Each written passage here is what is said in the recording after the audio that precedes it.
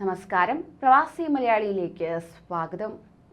പ്രവാസികളുടെ ഉറ്റതോഴനാണ് MA യൂസഫ് അലി. കഠിനാധ്വാനം കൊണ്ട് മലമുകൾ കയറിയ ആൾ. എന്നാലോ അത്തരത്തിൽ പാവപ്പെട്ടവരെ സഹായിക്കാനും പലതരത്തിൽ അകപ്പെട്ടു പോകുന്നവർക്ക് കൈത്താങ്ങായും യൂസഫ് അലി എത്താറുണ്ട്. ഇപ്പോഴിതാ അത്തരമൊരു വാർത്തയാണ് വീണ്ടും എത്തുന്നത്. സൗദിയിൽ അപകടത്തിൽ മരിച്ച മലയാളിയുടെ മൃതദേഹം നാട്ടിലെത്തിക്കാൻ MA യൂസഫ് അലിയുടെ ഇടപെടൽ നടന്നിരിക്കുകയാണ്.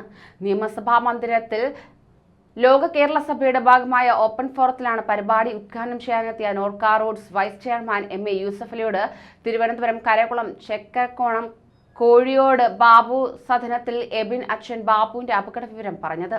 സൗദിയിൽ അപകടത്തിൽ മരിച്ച ബാബു സാർ, എന്റെ അച്ഛൻ സൗദിയിലെ ഖമീസ് മുഷയത്തിൽ ജോലി ചെയ്യുന്നതിനിടയിൽ കഴിഞ്ഞയാഴ്ച കെട്ടിടത്തിൽ നിന്ന് വീണ് മരിച്ചു. ജോലി ചെയ്തിരുന്ന സ്പോൺസറുടെ കീഴിൽ നിന്ന് 2 വർഷം മുമ്പ് അദ്ദേഹത്തെ ഒഴിവാക്കിയതാണ്. പോസ്റ്റ്മോർട്ടം കഴിഞ്ഞ മൃതദേഹം നാട്ടിലെത്തിക്കാൻ ഇന്ത്യൻ എംബസി വഴി മാത്രമേ കഴിയൂ എന്നറിഞ്ഞ് നോർക്ക റൂട്ട്സ് മുഖേന അപേക്ഷയും നൽകിയിരുന്നു. മൃതദേഹം നാട്ടിലെത്തിക്കാൻ എന്തെങ്കിലും സഹായം ചെയ്യാൻ കഴിയുമോ? ഇതായിരുന്നു എബിന്റെ ചോദ്യം. വേദിയിൽ മൈക്കിന് മുന്നിൽ നിന്ന് തന്നെ യൂസഫ് അലി PA വിളിച്ചു. വിവരങ്ങൾ ശേഖരിച്ചുടൻ സൗദിയിൽ ബന്ധപ്പെടാൻ നിർദ്ദേശവും നൽകി. ഓപ്പൺ ഫോറത്തിന്റെ ഭാഗമായ സംവാദത്തിൽ മറ്റുള്ളവരുടെ ചോദ്യങ്ങൾക്ക് മറുപടി നൽകുന്നതിനിടയിൽ അദ്ദേഹത്തിന്റെ സഹായികൾ സൗദിയിലെ ബന്ധപ്പെട്ട ഉദ്യോഗസ്ഥനെ ഫോണിൽ വിളിച്ച് യൂസഫ് അലിക്ക് കൈമാറി. ഒരു മൃതദേഹം നാട്ടിലെത്തിക്കാനുള്ള അപേക്ഷ അയച്ചിട്ടുണ്ട്. എത്രയും വേഗം നടപടിയെടുക്കണം. എന്ത് ബുദ്ധിമുട്ടുണ്ടായാലും 2 ദിവസത്തിനുള്ളിൽ മൃതദേഹം നാട്ടിലെത്തിക്കാൻ സൗകര്യം ഒരുക്കണം. അതിനായി ഏത് ഓഫീസിലും ഞാൻ നേരിട്ട് വിളിച്ചുകൊള്ളാം. മൈക്കിന് മുന്നിൽ നിന്ന് എല്ലാവരെയും സാക്ഷിയാക്കി യൂസഫ് അലി നിർദ്ദേശം നൽകിയപ്പോൾ സദസ്സിൽ കയ്യടിയും നിറഞ്ഞു.